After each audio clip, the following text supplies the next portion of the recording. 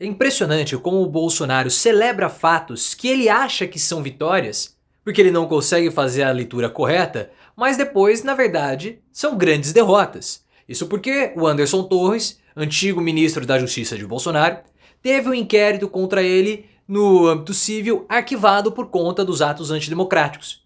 E o Bolsonaro começou a falar que foi uma injustiça, que quem vai agora indenizar o Anderson Torres? Toda aquela lenga-lenga querendo falar que ele está sendo perseguido, que todos os investigações do 8 de janeiro são perseguições, aquela coisa toda. Só que o fato do Anderson Torres ter sido absolvido mostra que o julgamento é um julgamento justo. Então isso, na verdade, é uma derrota para o Bolsonaro, porque o argumento dele se esvai. Na sua opinião, Bolsonaro está perto da prisão? Essa argumentação de que ele é um perseguido cola? E esse fato do Torres é pior ou melhor para Bolsonaro? Se você concorda que ele está enrascado, deixa o like e se inscreva no canal. O Ministério Público Federal, pessoal, arquivou o inquérito civil, não criminal, o inquérito civil, contra o Anderson Torres. Bati aqui no papel. Que era ministro de segurança, da Justiça e Segurança Pública do governo Bolsonaro, e também foi, na época dos atos antidemocráticos, secretário de Segurança Pública do Distrito Federal. Dias antes do 8 de janeiro, o Anderson Torres ele viajou para os Estados Unidos. E quando ele voltou, depois de todo o quebra-quebra, o celular dele sumiu, desapareceu, aquela história toda.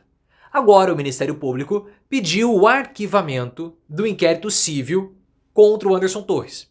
Claro que o criminal ainda está, mas muito possivelmente o arquivamento no âmbito civil vai ter impactos também no âmbito criminal. O Anderson Torres ele foi preso preventivamente, passou lá uns bons tempos na prisão, ficou muito abalado emocionalmente e agora ele saiu e está com tornozeleira eletrônica.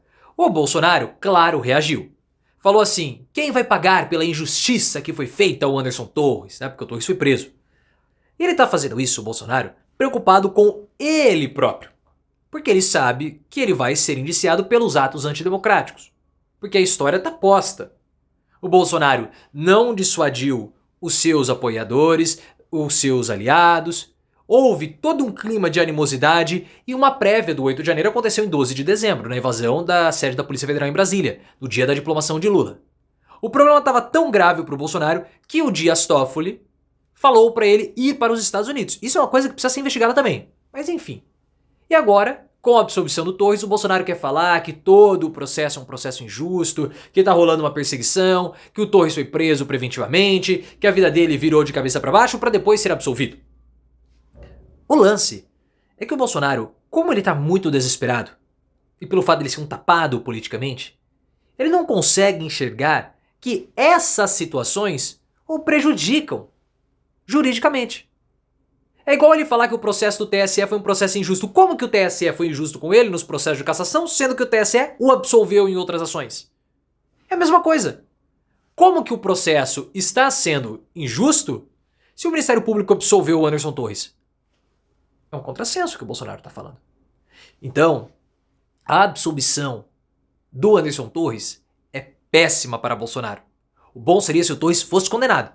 Porque com o Anderson Torres condenado, o discurso da perseguição poderia continuar. Agora não. Houve uma prisão injusta contra o Tá, houve uma prisão preventiva pelo que aconteceu. Não foi uma prisão definitiva, foi preventiva.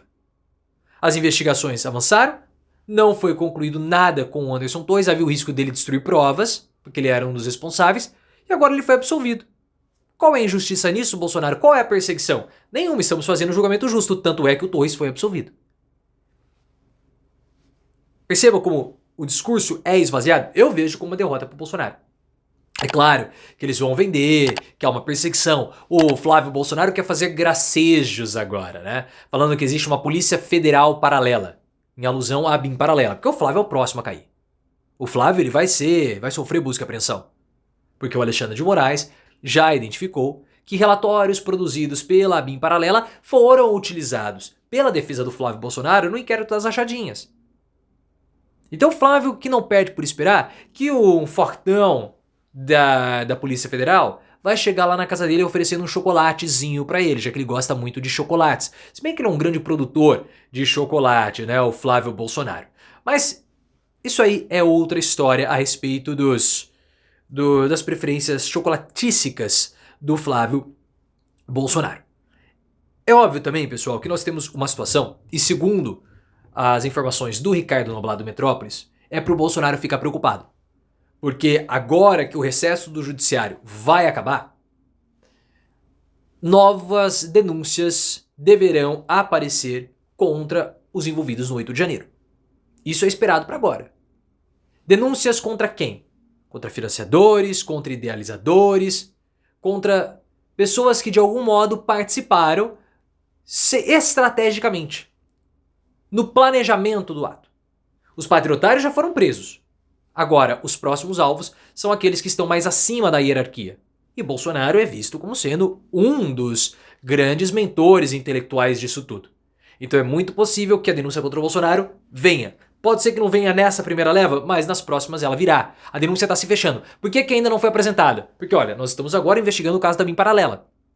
E o caso da BIM Paralela tem a ver com a estrutura de ataque às organizações republicanas que foi montada pelo Bolsonaro na época que ele era presidente. E você vai ver, daqui a pouco no vídeo, como esse caso da BIM Paralela está ligado a outros casos também envolvendo o Anderson Torres. E é muito esperado que haja essa denúncia, porque não existe mais a proteção do Augusto Aras.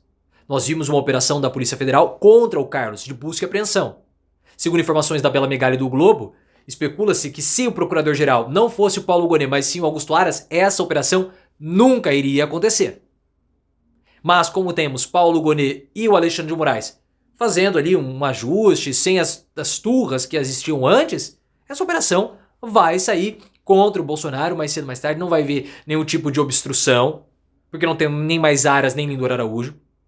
A esquerda reclamou do Paulo Gonet pelas posições mais conservadoras dele no passado, mas ele foi uma escolha do Alexandre de Moraes. E ele foi escolhido justamente por ter esse ajuste. Ele não vai obstruir absolutamente nada do STF, ou muito menos da Polícia Federal. Com relação ao Anderson Torres, ele foi absolvido nesse caso, mas existe um outro caso, e aí envolve a BIM Paralela, Gabinete do Ódio, que é o caso mais sério envolvendo o Bolsonaro, muito mais do que o 8 de janeiro, que é a obstrução das rodovias feita pelo Ministério da Justiça, na época que o Anderson Torres era o ministro da Justiça, no segundo turno. Nós vamos lembrar de bloqueios policiais que aconteceram e obstruíram os locais de votação, principalmente na Bahia. A hipótese que nós temos e a linha de investigação aponta que houve relatórios falsos de compra de votos que foram utilizados pelo Anderson Torres para embasar a operação da Polícia Rodoviária na Bahia. Esses relatórios possivelmente foram produzidos pelo Gabinete do Ódio. O Anderson Torres os utilizou. Ele foi na semana do segundo turno até a Bahia organizar essa operação e nós tivemos bloqueios. Se não fosse o Alexandre de Moraes, esses bloqueios estariam lá até hoje. E quase deu certo. Então isso sim é muito grave. Isso precisa ser investigado e o Anderson Torres está empipinado com isso. A BIM Paralela entra nesse caso porque, segundo as informações que o Globo obteve, a assessora do Carluxo entrou em contato com Alexandre Ramagem em novembro, solicitando informações sobre os inquéritos das investigações da intervenção na Polícia Rodoviária Federal. O Ramagem não era mais o diretor-geral da BIM, sem problema nenhum, porque ainda era o governo Bolsonaro, o Ramagem tinha influência lá dentro.